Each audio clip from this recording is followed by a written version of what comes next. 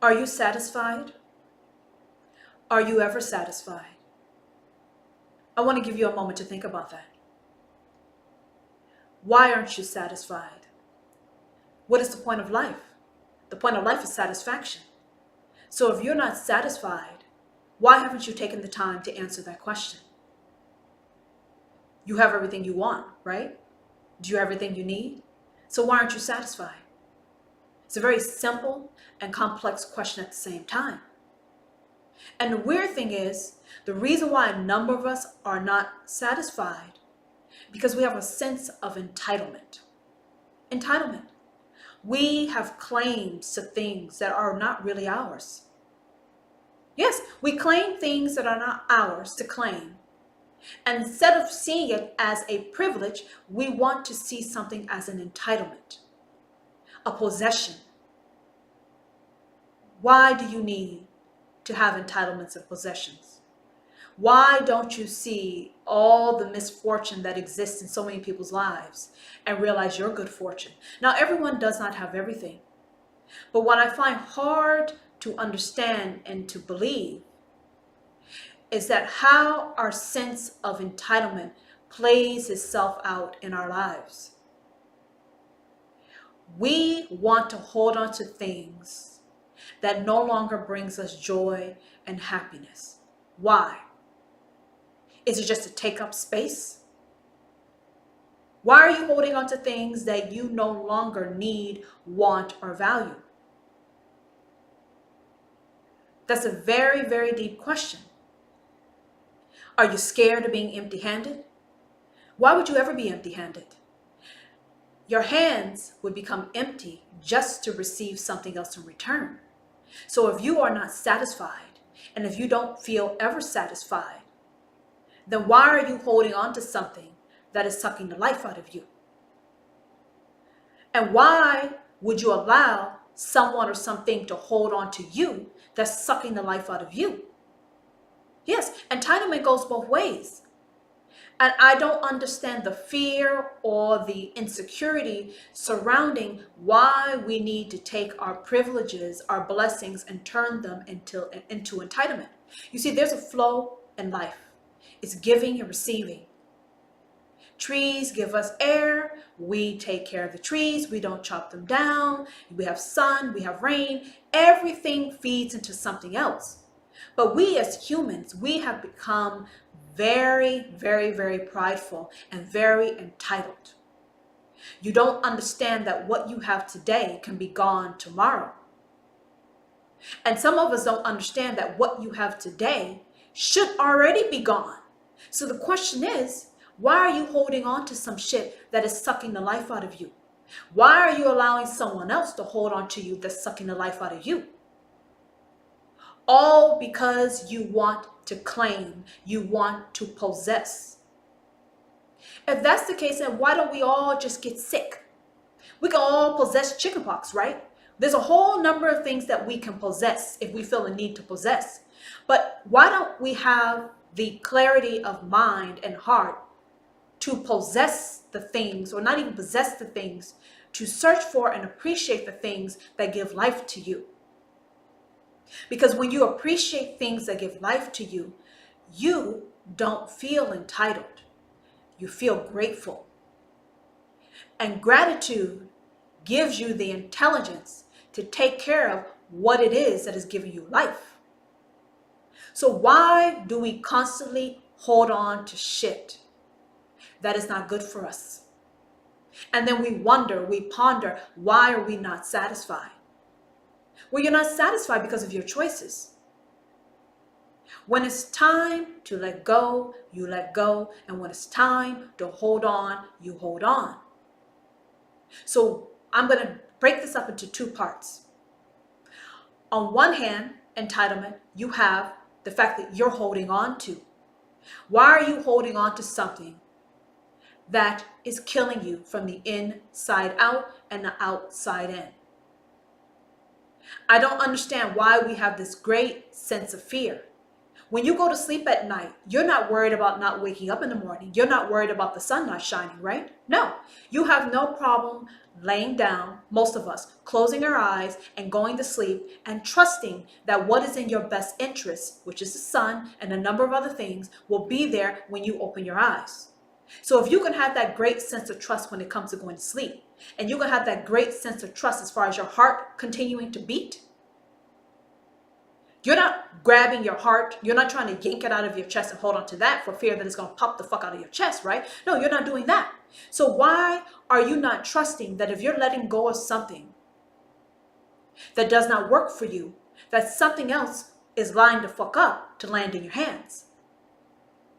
Why have fear? Life is about bounty, it's about booty, it's about abundance. So why are you concerned about letting something go and receiving something in return? You see, when it's time for you to let something go, all that means is that is the moment in time that what you're letting go is ready for someone else. That's a new way to think about it. When it's time for you to let go of something, instead of you seeing it as a loss, you should see it as your gift to someone else. I've confused you. I normally do. Let's try this again. We as humans have a hard time of adjusting, adapting, changing, and letting go. We will hold on to something that will suck the very life and souls out of our body, out of fear, out of insecurity, out of the unknown. But let me tell you something. I told you there's a flow of life. You let go, you receive. You let go, you receive. That's just how things work. So when you have something in your life, something or someone that is no longer working for you, and you know it's not working for you because there's a continuous pattern of you being miserable, right? You're not satisfied. You're not satiated on any level whatsoever, mentally, physically, emotionally, or spiritually, which means you're not satisfied, which means that is your sign, your cue to let go. So instead of letting go with grace and letting go with love, we hold the fuck onto it. We try to choke the fuck out of it just to hold it in our grips for fear that there's nothing else better. And what I'm trying to pose to you is when you feel unhappy, you feel unsatisfied, that is your sign to let go. And instead of seeing it as a loss, you should see it as you being very generous. Because when it's time for you to let go, what that actually means is that what you're letting go of is perfect for someone else in return. So you should see yourself as a very generous, giving person. Because when you give something away that no longer works for you, then that means someone else is giving something away that does work for you. But if you don't make space for what does work for you, you will never receive it. Which is why I started this episode about, are you satisfied? Are you ever satisfied? We seem to have a sense of lack, of scarcity. When that thing doesn't exist, that's something that you've concocted in your head. It's not real, it's not true. It's not real, it's not true. If you buy a new home, and that home is cluttered with a whole bunch of stuff, you will never be able to move in. Well, that's the same concept. Clear it out so you can receive what you're supposed to receive. That's one, being able to let go.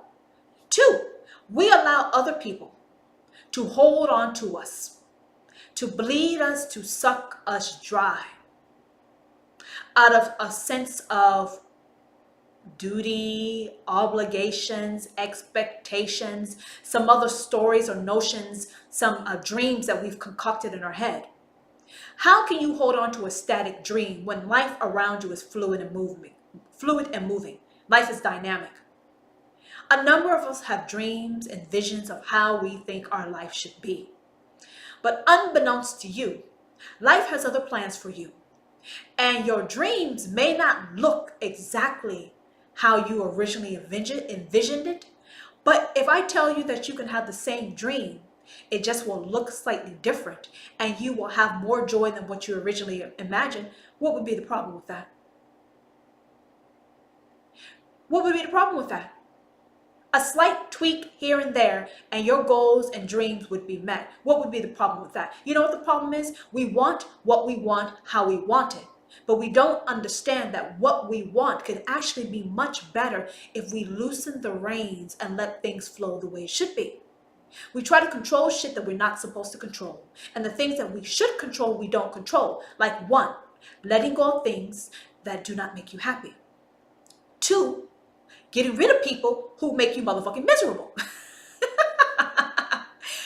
It's simple. It's simple as that. Life cannot be as simpler as that. Why do we allow people to indulge in our nectar? If you don't know what nectar is, that's what you get from flowers and plants. Why do you allow people to indulge from the fruit of your trees and they do not replenish you? Right? At some point in time, if someone is indulging from the fruits of your tree, and this is a metaphor for you people don't get it, at some point in time, if that tree is not being nurtured, that tree is going to die. And that tree will cease to be able to give all that is meant to give. So even nature is smarter than us as human beings. A tree knows I need sunlight, and a tree will grow in the direction in which it receives the sun. A tree is also smart to realize I need water, and a tree will take its roots in the direction of water. So how is it that nature is smarter than us as human beings? The tree is us. The fruit is the gifts that we have to offer to ourselves and others. Why do we not go in the direction of the sun? What gives us light? What gives us life? What gives us radiance?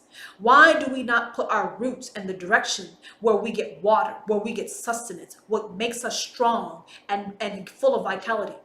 Why do we continue to put ourselves in the direction of lack of sun, lack of water, which means lack of growth, which means you're killing yourself and you're allowing the other to kill you? You're allowing people to pluck, pluck, pluck from your tree. You're allowing people to say what you're doing is not good enough. How can your best not be good enough? If someone ever tells you that your best is not good enough, I don't know what other sign you need besides getting some bitch slapped in the face that it's time for you to move the fuck on. If you're giving someone the world and this person can't even appreciate the simple things that you do, they can't see the simple things that you do, they just want bigger, better, more, and not giving you the equivalent of what they're receiving in return, that's called a fucked up deal. And if anyone who's in the business of making deals, you should know when you're getting gypped. You should know when you're getting shortchanged, and you should know when you should write some shit off as a bad goddamn deal and find a new deal. Can't be much simpler than that. We get complacent, we get comfortable, we get used to this image of what we're supposed to live up to. All these fucking false notions and fantasies that we come up with our mind just to imprison ourselves. Now, why do you want to be in prison? If you want to be in prison, just commit a crime and go the fuck to jail, right? Oh, you don't want to be in the jail cell. You want to be free. Well, if you want to be free, then you should act accordingly. You should read the signs in front of you, and you should pivot as necessary to be happy, to be pleasant, to be full of life, to feel light. Our entitlements are a false notion. We as people are not entitled to anything except birth, taxes, and death. And I know it sounds very morbid, but it's the truth. Any and everything in between that is a blessing. It's a privilege. And you should treat it as such. And if you have things in your life that you're receiving, you get the perks, the privileges, but you're not taking care of it and you're not tending to it in return, then you shouldn't have that shit. Just because you have it, just because you have had it, doesn't mean that you should or will keep it. And we need to get smart enough to realize when we are being exploited, when we're being used, and when we are being killed from the inside out and the outside in. Because if you're finding it hard to be you, and you're finding it hard to give and to love in the way that is you, because it's not appreciated and it's not understood, I don't know what other way to tell you that it's time for you to do some soul searching. Now, I don't want you guys to think that my truth, my directness applies to children, because children, they learn by watching what they see. So as long as a child is at a certain age, there's always time and room for them to grow, evolve, and pivot. It all depends on the circumstances and their guidance. But as long as people are around others who are selfish, self-centered, and self-serving, you can see where this is headed. You can't keep taking from something and killing it at the same time, because eventually it will cease to produce. It will cease to be of use. Now, if you appreciate what you have, why would you ever want it to be useless? Why would you want it to be tattered, torn? That's not what you want.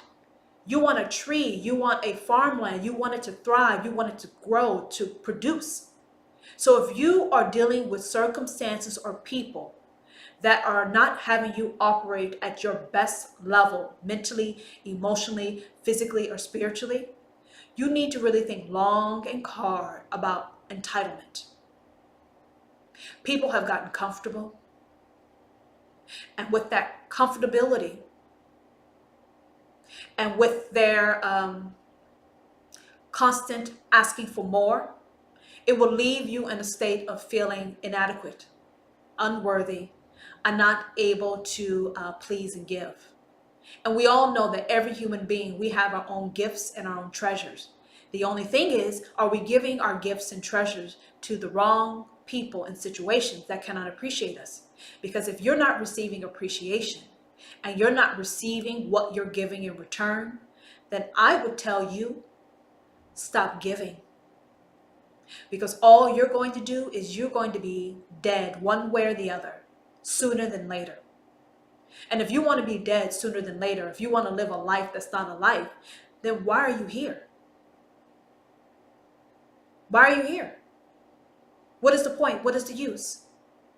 And sometimes it takes a little bit of courage and clarity for people to see and understand that just because one person cannot appreciate you in the manner that you need to be appreciated, it does not mean that there's not someone else who cannot see the value, the hugest value, and the tiniest things.